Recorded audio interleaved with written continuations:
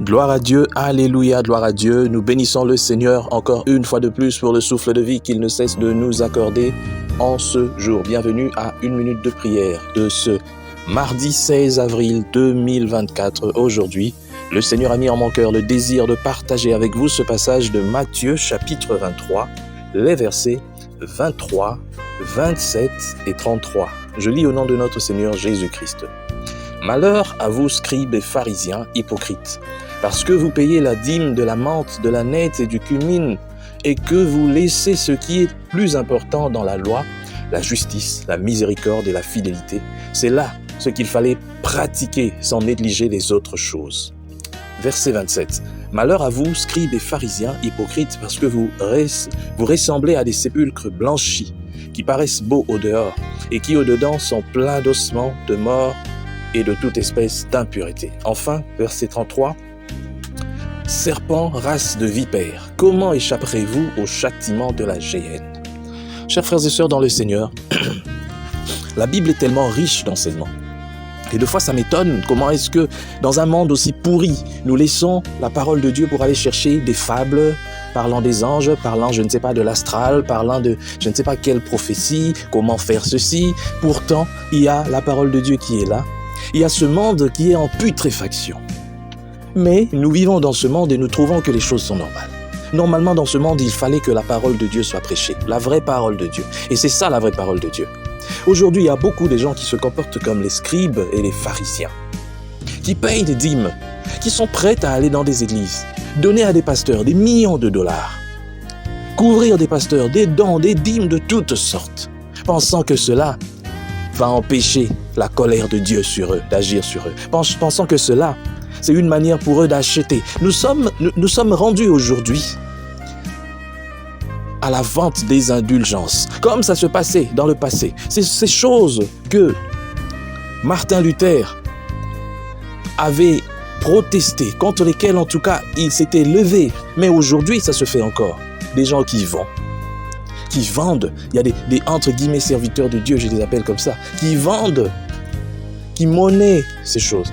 Ils se disent, bon, venez donner de l'argent et tout ça, nous allons prier pour vous et Dieu va vous pardonner. Malheur à vous qui faites ces choses, et vous les soi-disant serviteurs de Dieu, et vous qui allez aussi leur donner des dîmes, de l'argent pour essayer de corrompre. Vous allez les corrompre, mais vous ne corromprez jamais Dieu, parce que Dieu connaît vos actions secrètes, il connaît vos cœurs. Vous êtes méchants, mauvais, des tueurs, des pilleurs, vous êtes des gens de mal, des vipères, tel que la Bible dit.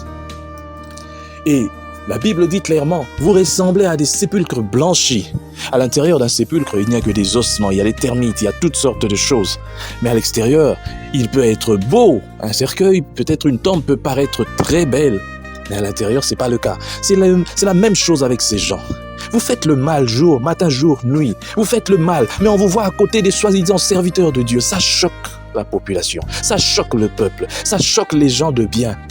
Tu ne peux pas être là en train de tuer les gens, en train de faire souffrir les gens, en train de faire du mal aux gens, mais on te voit toujours à côté d'un soi-disant serviteur de Dieu. Je dis bien soi-disant parce que tant que tu ne fais pas le bien pour lequel Dieu t'a placé en tant que sentinelle, tu es soi-disant. Et gloire à Dieu, c'est la Bible qui le dit. Si tu veux me condamner, va lire la Bible. Et je dis ici, dans un pays comme la République démocratique du Congo, il y a beaucoup de gens qui ont reçu l'appel de Dieu, mais peu qui répondent présents à cet appel. Il y en a même qui sont connus comme des grands serviteurs de Dieu, mais ne font pas le travail pour lequel ils ont été appelés. Alors Dieu vous jugera de la même manière qu'il jugera ces gens qui viennent vous donner beaucoup d'argent pour que vous puissiez vous taire.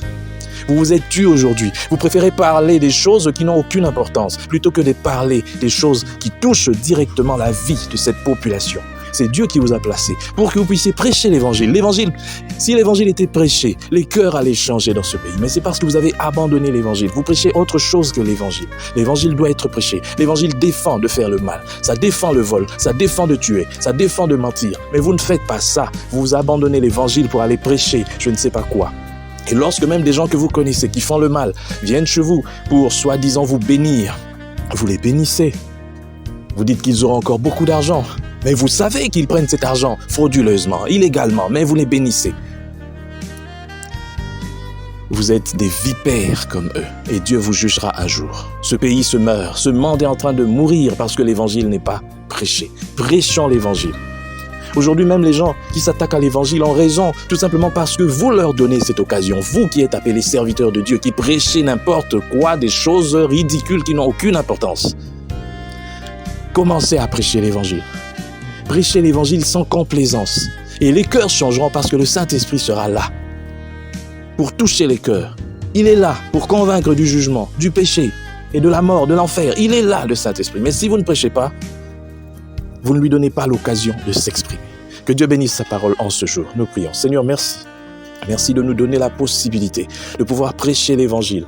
Donne-nous encore, Seigneur, cette force, la capacité de pouvoir prêcher cet évangile jusqu'aux extrémités de la terre. Seigneur, merci de toucher aussi tous ceux-là qui, comme nous, Seigneur, veulent prêcher l'évangile, Seigneur, ô Éternel, dans sa pureté. Et ceux-là qui ne le font pas, Seigneur, pourquoi garderais-tu ces gens, Seigneur? Pourquoi leur donnerais-tu toujours du succès? Il est grand temps que, Seigneur, tu puisses donner du succès à ceux qui prêchent véritablement l'évangile. Au nom de toi, Jésus, nous avons prié. Amen. Chers frères et sœurs, dans le Seigneur, vous avez l'occasion de servir Dieu avec votre temps, avec votre intelligence, mais aussi avec vos moyens. Soutenez, restez unis dans 1 minute de prière chaque jour. Écrivez-nous, envoyez vos dons ici. Que Dieu vous bénisse.